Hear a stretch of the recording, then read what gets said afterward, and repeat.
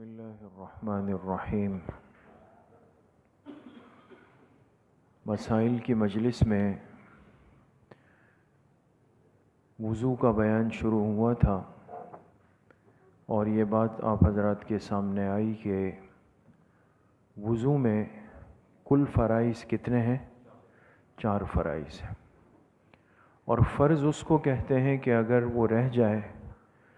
تو وہ عمل گویا کہ ادا ہی نہیں ہوا۔ تو وضو کے ان 4 فرائض میں اگر کسی بھی فرض میں کوتاہی ہو گئی، کمی ہو گئی، تو گویا کہ وضو ادا ہی نہیں ہوا۔ پچھلی مجلس میں یہ بات شروع ہوئی تھی کہ وضو سے متعلق کچھ اہم مسائل، بعض باتیں ایسی ہیں کہ جس کو سیکھنا آج کے مسلمان کے لیے خاص طور پہ ضروری ہے،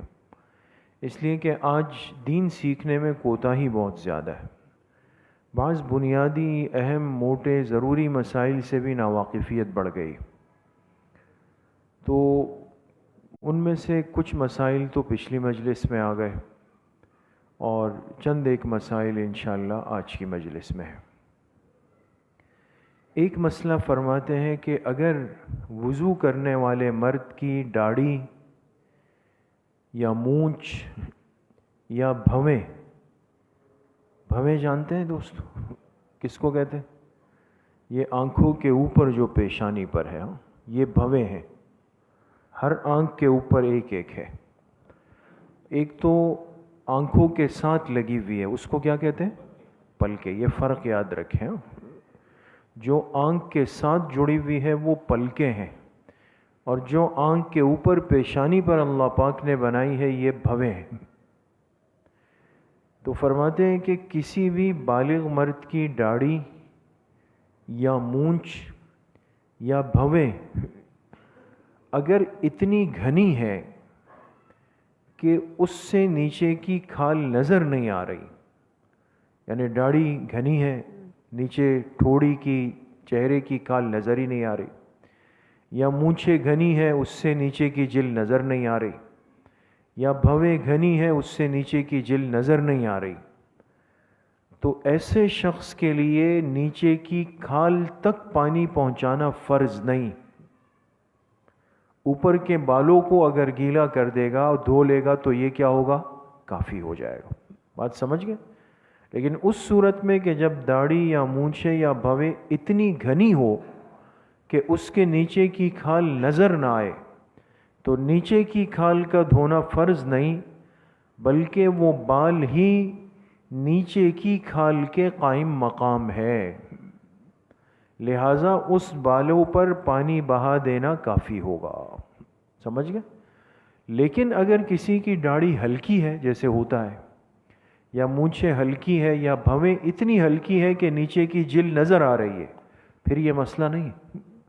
پھر تو نیچے جلد تک پانی پہنچانا کیا ہوگا؟ فرض ہوگا، پھر ضروری ہوگا۔ تو یہ خیال بہرحال کرنا چاہیے۔ اسی طریقے سے فرماتے ہیں کہ جو حصہ رخسار اور کان کے درمیان ہے اس کا دھونا فرض ہے، چاہے اس جگہ داڑھی نکلی ہو یا نہ نکلی ہو۔ دیکھیں آپ، اللہ پاک نے یہ نظام ایسا رکھا ہے کہ انسان مرد کا جو چہرہ ہے، اس لیے کہ مرد کے چہرے پر ہی داڑھی اور مونچھوں کے بال آتے ہیں نا، تو جو کان ہے،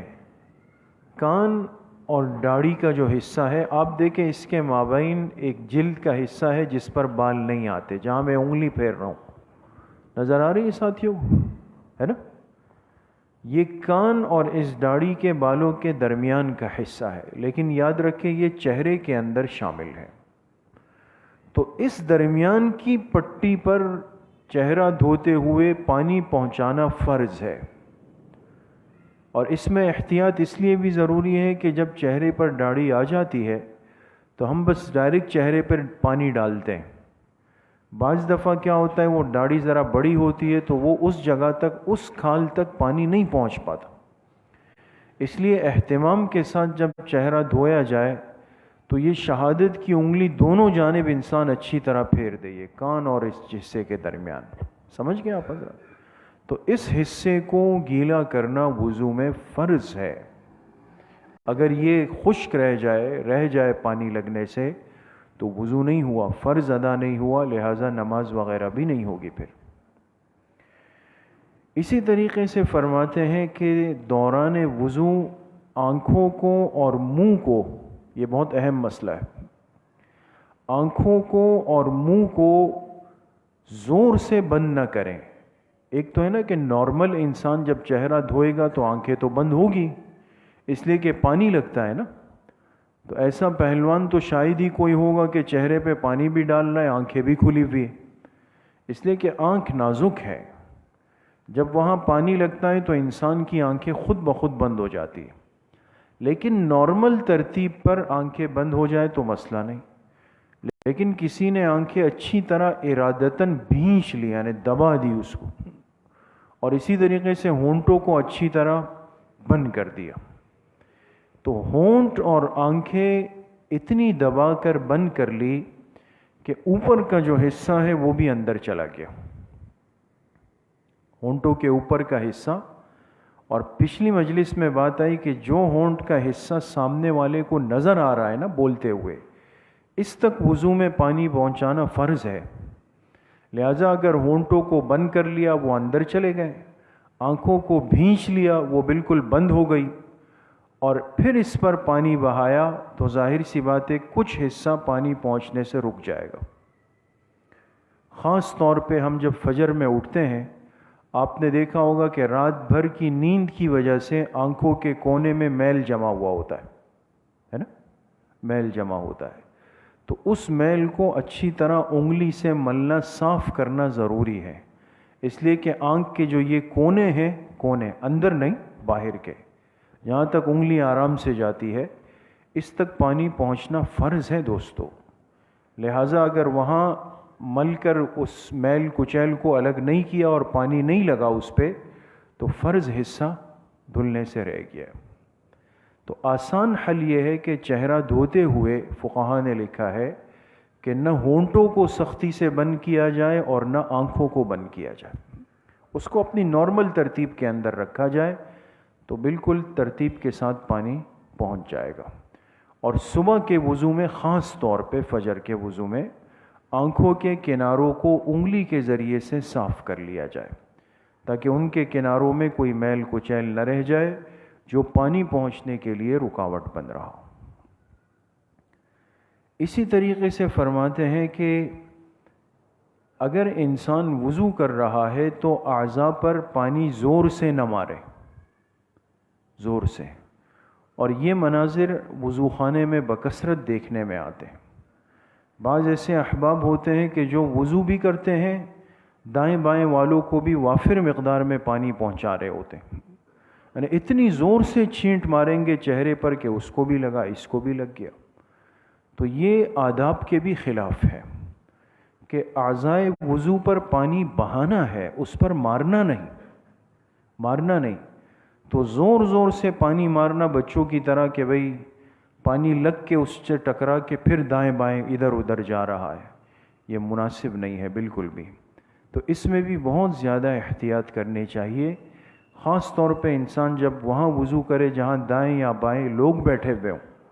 تاکہ ان کو تکلیف نہ ہو جائے، حرج نہ ہو جائے، یا کسی کے کپڑے میری وجہ سے جو ہے نا وہ پانی سے گیلے نہ ہو جائے،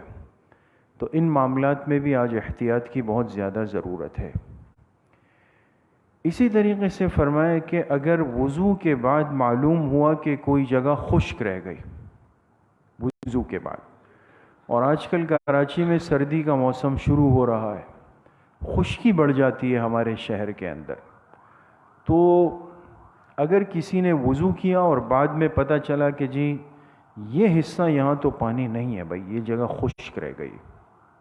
ہاتھ پہ یا پیر پہ یا چہرے پہ کہیں بھی، جس حصے کو دھونا وضو میں فرض ہے، اگر ان حصوں میں کوئی ایک حصہ ہمیں خشک نظر آ جائے، مثال کے طور پہ کوہنی نظر آ گئے، اب کیا کریں؟ اب تو ہم وضو کر کے آ چکے ہیں اور اب پتہ چل گیا کہ بھئی اس جگہ تو پانی نہیں پہنچا، تو اس میں یاد رکھیں، ایک اصولی بات یاد رکھیں کہ وضو کے اندر اغسال الماء، پانی کو عضو پر بہانا ضروری ہے، لگانا نہیں۔ کبھی ایسا وضو کیا آپ نے کہ تھوڑا سا ہاتھ گیلا کریں اور یہ کر رہے ہیں؟ ایسا وضو ہوگا؟ ایسا وضو نہیں ہوتا ہے دوستو۔ وضو کے لیے شرط کیا ہے کہ آپ کے اعضاء سے پانی ٹپک رہا ہو، چہرے سے، ہاتھوں سے، پیروں سے، یہ فرض ہے۔ لہٰذا اگر وضو کے بعد پتہ چلا بھئی تھوڑا سا حصہ خشک رہ گیا ہے، تو کہا چلو یار کون وضو خانے میں بیٹھے گا، جا کے نل میں تھوڑا سا گیلا کیا، اس پہ ایسا پھیر لیا، کام ہو جائے گا دوستو؟ کام نہیں ہوگا۔ پورا وضو دہرانا ضروری نہیں، لیکن اتنے حصے پر ایک چلو میں پانی لے کر کے انسان اوپر سے ڈال دے گا۔ بات سمجھ میں آ گئی دوستو؟ تو اگر وضو سے فارغ ہونے کے بعد یا اسی طریقے سے غسل میں بھی اگر بعد میں یقین ہو جائے کہ اتنا حصہ دھلنے سے، پانی پہنچنے سے رہ گیا ہے، تو اس پر صرف گیلا ہاتھ یا گیلی انگلی مل دینا کافی نہیں ہوگا، اتنے حصے پر پانی لے کر اس پر بہا دینا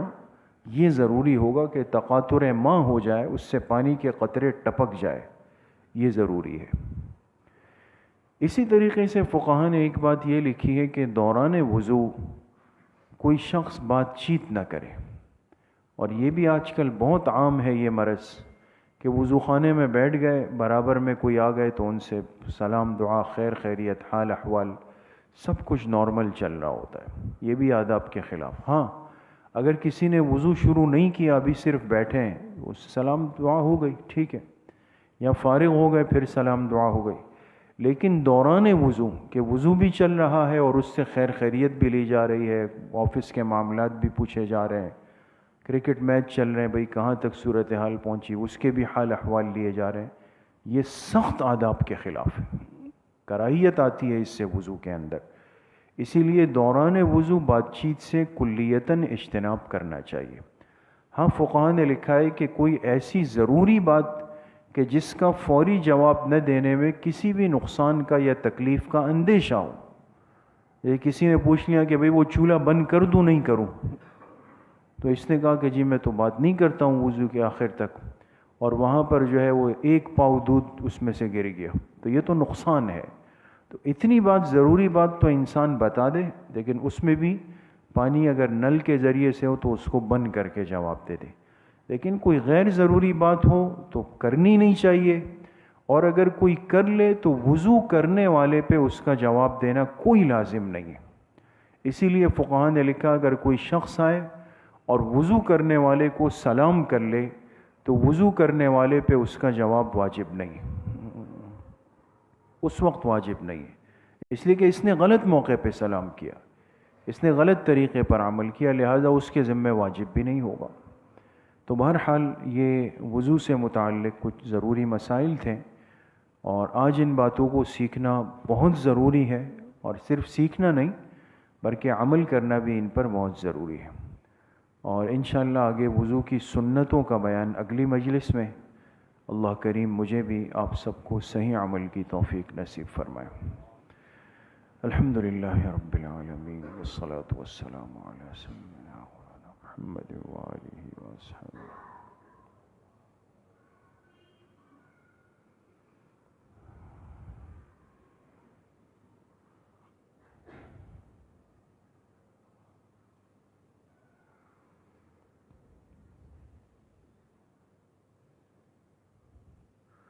وصلی اللہ وسلم علی نبینا محمد وآلہ وصحبہ اجمعین برحمتک یا ارحم الراحمین۔